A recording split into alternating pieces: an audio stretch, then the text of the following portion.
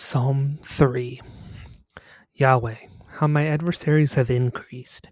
Many of those who rise up against me.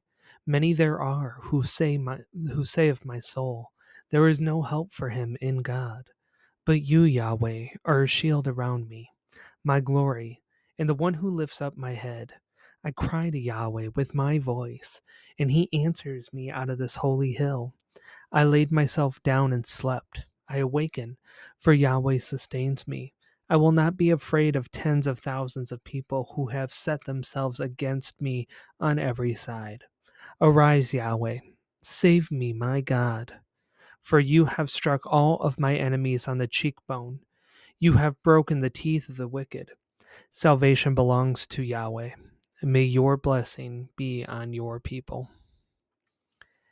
It's interesting to think about this because this is a psalm that David wrote when he was on the run. He was fleeing from his son Absalom, and I don't know the full context of that too, but the idea, the idea of things being on the run, but yet he still looks to God for his security, for his control.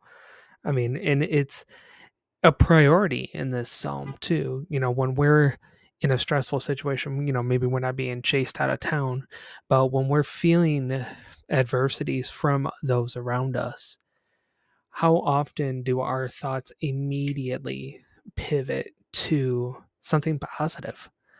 I mean, just from this alone, and I'm going to bring my math nerdiness out. There's 8 verses in the psalm. 25%, only 2 verses contain the what I call the apprehension. Again, how my adversaries have increased. Many are those who rise up against me, many who say that there's no help for me. But you, Yahweh. And then he goes all the way down. He names where he's at. I laid myself down and I wept. But I woke up and I'm not going to be afraid. And that's something that I think we miss a lot when we're in bouts of heavy kind of life chaos, heavy adversaries that are around us. And it may not be a physical human like you or me, but it's spiritual. It's the forces of this world are getting more and more intense every day.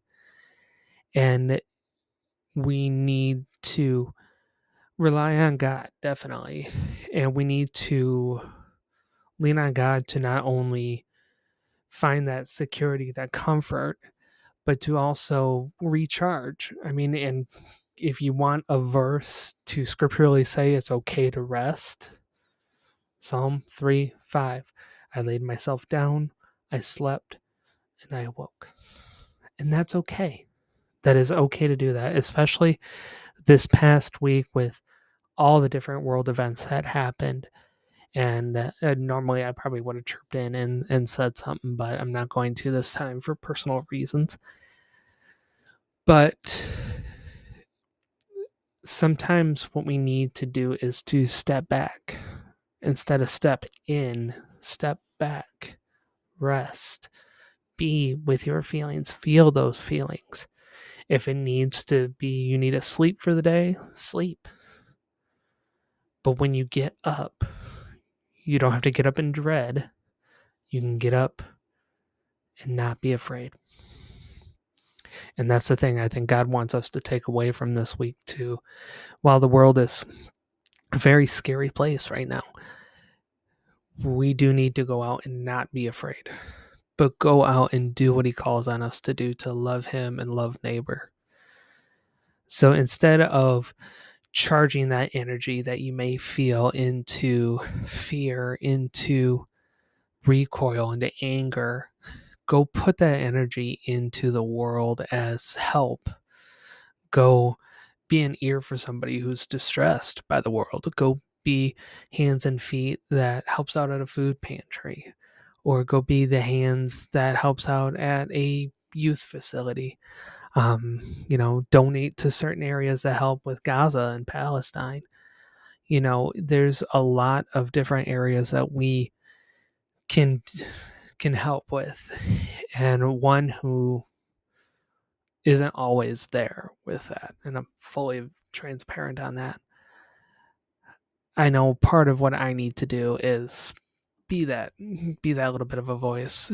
And I do actually have a whole series that I've prepared upcoming in November that will talk about the different areas that we see a lot of struggles in humanity, and talk about how we can overcome it from a biblical perspective. And also, I will provide actual resources.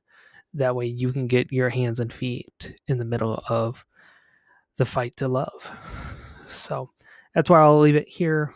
Next week, we'll pick up Psalm 4. I know I said I was going to do these more often, but I like my week, and I apologize for it being a delay. This week was mentally a little rough for me, but about Saturday, I picked it back up and started feeling good again. So just took me a little bit to catch up on everything, but we're here. It's done. I'll catch you all next Sunday. No, next Saturday for Psalm 4. Till then, stay blessed.